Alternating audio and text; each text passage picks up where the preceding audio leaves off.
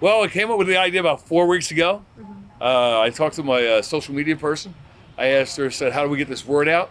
And so through Facebook and other social medias, we created a posting, and they just went online and signed up for it. We asked for their name, school, their choice, what time to pick up, so we knew what time the crowd would be coming. Well, we have a total of 86 teachers coming in from the area, so we're pretty happy with that turnout. With everything that's going on right now, we got to show a lot of appreciation for teachers and everything that they're going through.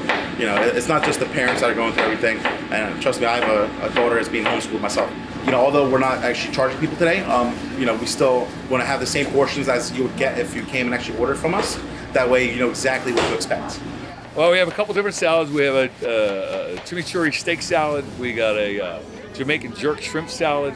We have our lemon chicken meal. We have a Maryland crab cake meal, and a salmon with dill. I got the lemon chicken, so I'm really excited about it. I can't wait to go home and try it. This was just such a thoughtful thing for them to do for teachers in the beginning of school, because it's busy, you're crazy, getting things ready. We've all been working so hard for the past probably 3 or 4 weeks getting ready for school, and now we're in school. I'm actually in classroom. We're in brick and mortar.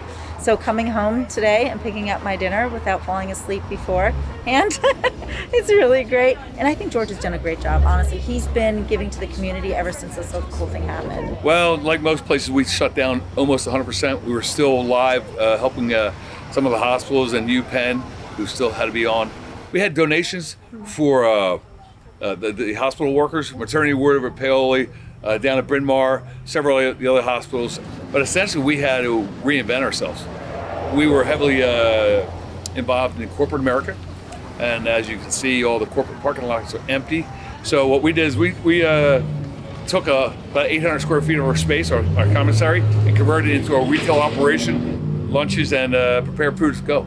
I think it's fantastic. I mean, we live about 15 minutes away. Took the dog out today for a nice little ride and just a meal right now to enjoy with my wife at home. So I am physically in the building with my students. I teach in an autistic support classroom.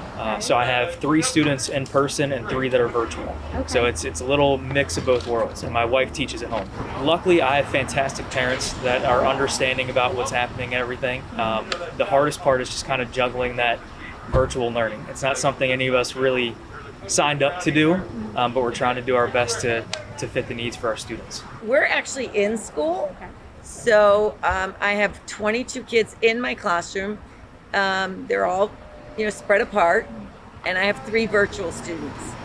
So it's been interesting to, keep everybody on the same page, having the kids in the classroom doing exactly what virtual kids are doing. They have to wear masks all day long. I get a couple mask breaks a day, and they're eating in the classroom. I mean, they have not once complained about it. So I'm really excited about that. It's been a change. It's been a year like no other, they're going to say, and we are in school and we have cohorts, instead of teaching, 17 kids in the class, I have 10. And each of us have 9 to 10, and some of them are virtual and some of them are in class. And we're all trying our best. In the first 10 days of school, we're treating it as every day is the first day of school for the next 10 days. Just learning how to keep our masks on. They're little ones. They want to speak, they want to talk, they want to touch, and they're doing a really good job of following the guidelines. Well, I have a couple friends that are teachers, and they're really they're in a trying position. It's hard enough for me and you, being a grown adults, handling this stressful thing of this unseen virus, and these little kids don't understand it.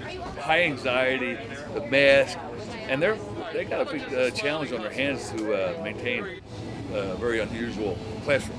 So that's why you decided to have this kind of give back day for the teachers? Absolutely, because it's not easy for them at all. And, we also need our kids back in school for a number of reasons.